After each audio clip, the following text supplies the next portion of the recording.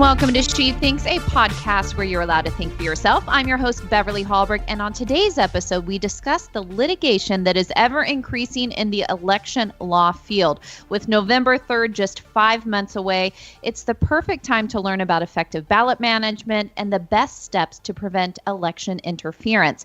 But before we dive in, IWF does know that many Americans are facing unprecedented challenges due to COVID-19, and that it's more important than ever to show what America is made of. IWF is highlighting American ideals of ingenuity, generosity, and kindness. From everyday Americans donating blood to companies providing free food and housing, it's a beautiful reminder that we're in this together. Visit IWF.org or check us out on Facebook and Twitter and follow our campaign using hashtag #InThisTogether. That is hashtag #InThisTogether to learn more about the campaign.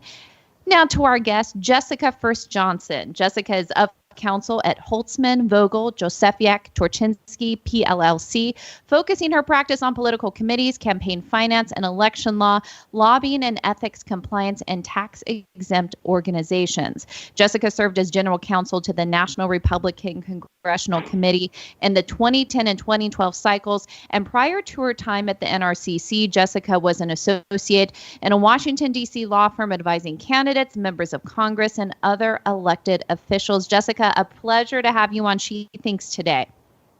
Thanks for having me, Beverly.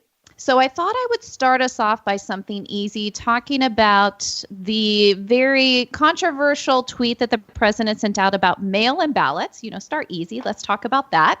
Exactly. Before I ask the question, let me go ahead and remind people of the tweet that he sent that did cause Twitter to enact their first fact check on the president. The tweet he sent out is, "There is no way, zero, that mail-in ballots will be anything less than substantially fraudulent. Mailboxes will be robbed, ballots will be forged, and even illegally printed out and fraudulently signed. The governor of California is sending ballots to millions of people."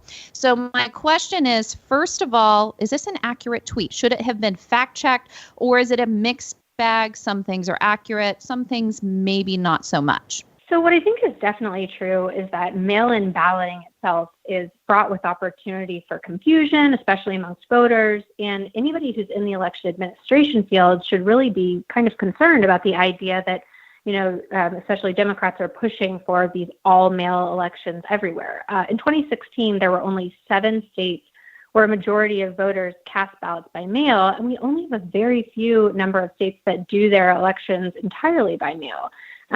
Most relevant, I think the Washington Secretary of State, Kim Wyman, when she was first, on the spot in light of the pandemic and asked about the move to all-mail elections, she noted that it took her office 5 years to transition to an all-mail election plan. So this is very, very difficult stuff. One of the leading election attorneys on the Democrat side noted today on Twitter that he was nervous about, the Postal Service's ability to handle all-mail balloting. So, I think that there are tons and tons of issues and tons of reasons to be concerned about this idea that we as a country, whether it's because of a pandemic or anything else, can really just quickly shift to all-mail elections. And I think that the states are right to be looking at all the potential pitfalls and to think about how to do this most efficiently that protects the vote. And when did mail-in ballots start? I know when I think of that, I think of military, people who are serving our country overseas, obviously can't vote in person. But when did the mail-in ballot start? And do you think that there are very valid reasons why we need to keep it open in all states, even if you don't support fully moving towards a mail-in system? Well, mail-in balloting has been around for quite a long time. I mean, think back to the 2000 election where we infamously had these hanging chads, right? Some of those were ballots that were cast in polling places, but other of those were absentee ballots and the like. It's not that the mailing of a ballot is a new phenomenon. It's just that we're seeing, especially right now, this really fervent, increased push to move, the substantial amount of voting to be done online across, states, especially with the primaries where we had this week. Pennsylvania comes to mind. Wisconsin, certainly we saw last month. DC, I think they said that their absentee ballot request was tenfold from what it had been previously. So I think what's happening is that we're just seeing this increased demand, again, especially in light of the pandemic, for mail-in balloting. And so it's something that states are really having to grapple with. That being said, it's absolutely true that there's a great subset of folks who still will insist on voting in person. And, there's also been research that's come out in the last few weeks about how this move towards mail-in balloting might disproportionately impact minorities and low-income voters. That's also something to contend with. There's certainly that sort of theme that was running throughout the California 25 results that, people have been analyzing in light of that special election last month. So we have a lot to learn. Again, I think that states are right to resist this call to just wholesale move, their entire electoral process to mail without really understanding, the process that's required. I mean, we saw, in DC this week, these long lines that, people they moved their voting centers, I think, down to 20 from the larger number they'd had previously. They seemed, relatively unprepared for that. So there's certainly a process here that has to be considered. I think states are kind of right to say, can we just hold and make sure we're responding to this pandemic in a way that allows people to vote safely, in a way that they're comfortable, but we still have to be thoughtful about enacting these wholesale changes that might call into question the results of the election in the end. And a term I continue to hear is this term ballot harvesting. Can you explain what that is? And also along those lines, when we talk about mail-in voting leads or has a higher percentage of fraud, why is that? How does that lead to greater fraud? Well, I think, when you, taking the mail-in voting first, when you think about the process that's required to mail in a ballot, that there are certain things that a voter has to do. You have to remember to sign it. You have to make sure you get it in by the deadline. If you've never voted before, perhaps your state has some sort of IUD requirement. There might be a witness or an affirmation requirement that you have to complete. So there are lots of opportunities for voters to, just mess up and have a ballot submitted that doesn't check all the boxes. And for that reason, the ballot will be, not counted. And I think that's, again, going back to this idea that some folks really like to vote in person, I think that is one of the reasons why that may be true, that it's just fact that absentee ballots, mail-in ballots, are often not counted proportionately when you consider them with the ballots cast in the polling places. So, I certainly think that that's something that folks have been really concerned about, and used to push back when we see these calls for all mailing elections. Ballot harvesting, something, that you're right, it's definitely been a term that we've been hearing more and more. There's been litigation, that was started some years ago, actually. I know there was a very prominent case in Arizona that has really, made a lot of people interested in this term, but we're also seeing this continue to, crop up across the country now in light of the pandemic. But this is this idea that, somebody who is not the voter and not a family member or a caretaker, as is often provided for by the state laws, can collect these ballots and once they've been voted, and return them to, whether it's the local elections office or the Secretary of State or whatever the proper, or a vote center, or whatever the state says is permissible. But that's what this term means. And I'll admit, when election officials kind of have this public debate about whether or not this is appropriate, they really don't do a great job of defining this term and helping us understand what they mean. But that's really what it means. And so the issue here is that, say that somebody is out collecting ballots and they, have to turn them in by, the close of business on election day, the time the polls close, but yet, they forget a big box of ballots in their car. That, is certainly something, and then those ballots aren't counted. I mean, that's certainly something that is not outside the realm of possibilities and something to be thoughtful about. But I think also, the reason ballot harvesting is often thought to create opportunities for fraud, which the House Administration Committee and the minority, the Republicans, did a great job of laying out recently in a report that they issued last month, is that, you've got all of these people who have no formal relationship with these voters often, who are responsible for collecting their ballot, and there's really no way to tell that there wasn't any undue influence or pressure to tell these voters how to vote. And so, I think the Republican argument against ballot harvesting has been, listen, well, first of all, we're in the midst of a pandemic. So, the idea that we want total strangers going to voters and collecting ballots from them that have been often sealed with saliva is sort of silly. I mean, that just runs counter to everything that, we're seeing from the CDC and other guidance in terms of how to stay safe. But I think Republicans are saying, like, we absolutely want to make it easy for people to vote. That's why, you see some states grappling with, well, should we prepay postage? Is that a way to make this easier? Should we create Dropbox places, that are monitored, or how should we do this? But this idea that, random individuals can go throughout our community, especially in the midst of a pandemic, and collect all of these ballots where we have no idea, they're not required to report how many they collected, when they collected them, who they collected them from. I just think it creates an opportunity, again, for these election results to be called into question at the end, which I think is something that is deeply important for our country, to have faith that, the election result, as it's reported, be it on election night or weeks later, I think, as we're going to see more of, that there's something to it, and that it's right and it's fair and it's accurate. And I think ballot harvesting is really something that can call that into question.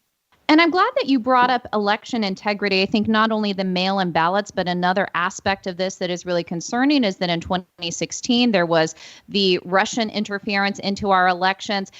Do you think that we are facing a point in time where the integrity of the election is going to be questioned more than ever before and could lead to a lot of chaos? 100%. And, I think the best indicator of that is the litigation that's just flying rampant in the election administration arena.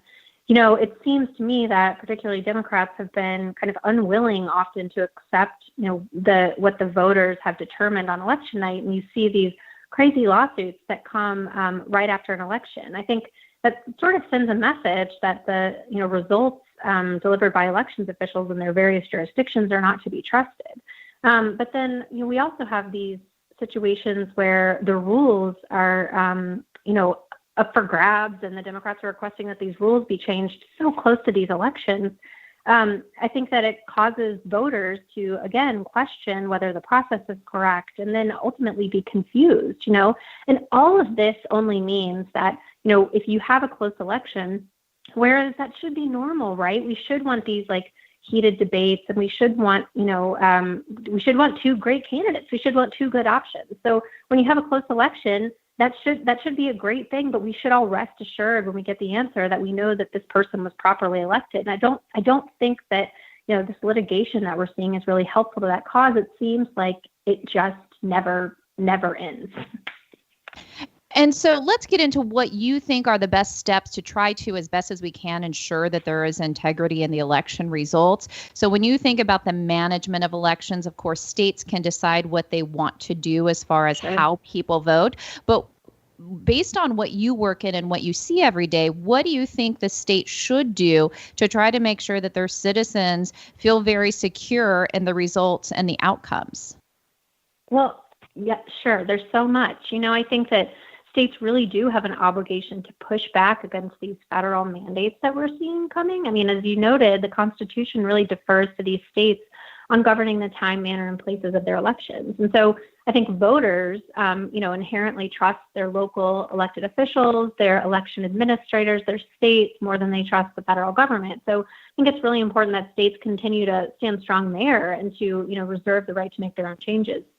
I think that your local elections officials are, best educated about the people that they're working with. And so allowing them to really have a great say in the process is super helpful. I think poll workers need to continue to be very carefully selected, trained, protected, especially during a pandemic. I think we've seen so much out there about concern for voter health and safety, but what about these poll workers and the canvassers?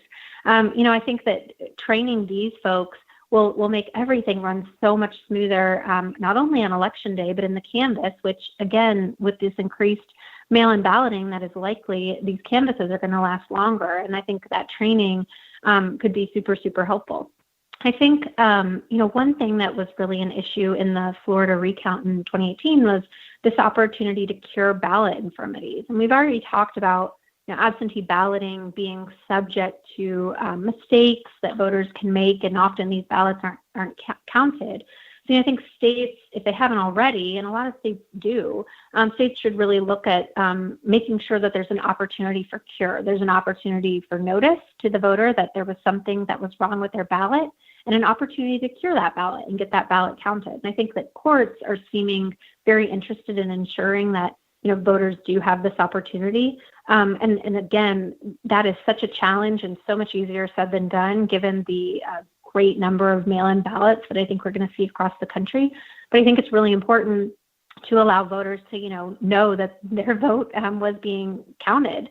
That was another thing that has come up this week in the District of Columbia elections. They had an app for tracking the ballot, and that seemed to kind of fail at the last moment. So there was a lot of voter confusion about whether their ballot was counted or received. So I think anything we can do to help voters rest assured that, if they follow the process and if they attempt to vote, that we're going to do our best to get that vote counted. I think that would be really, really helpful. I think, ballot access is definitely also something that we've been looking at, especially in light of the pandemic. You've seen a lot of states grappling with signature requirements. Is it still safe to collect signatures?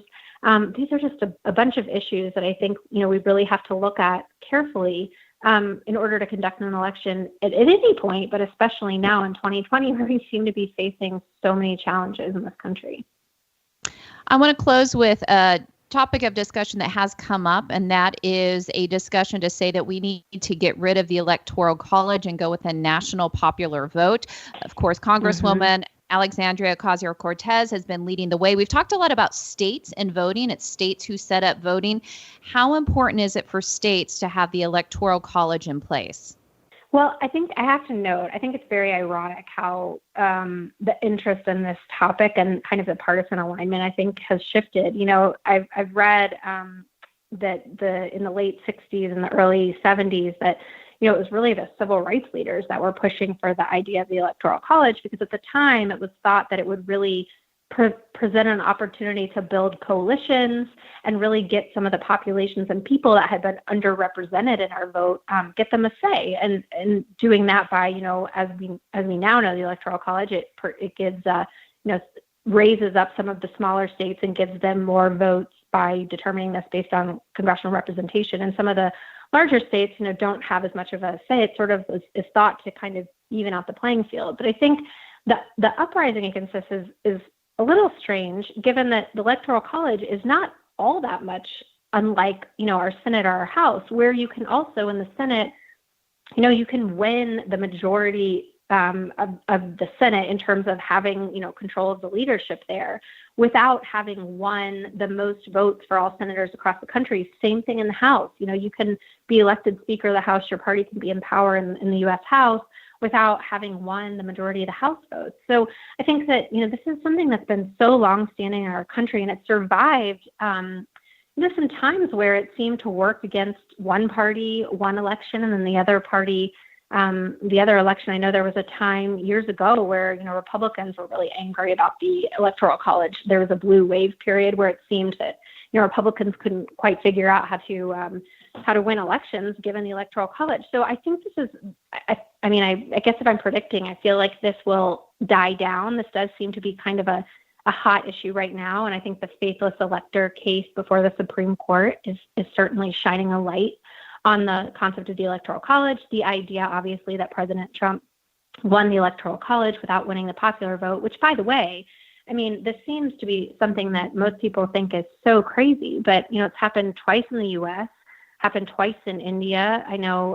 has happened in Australia, Canada, Japan, Great Britain. So we're hardly the only country where we have this kind of construct.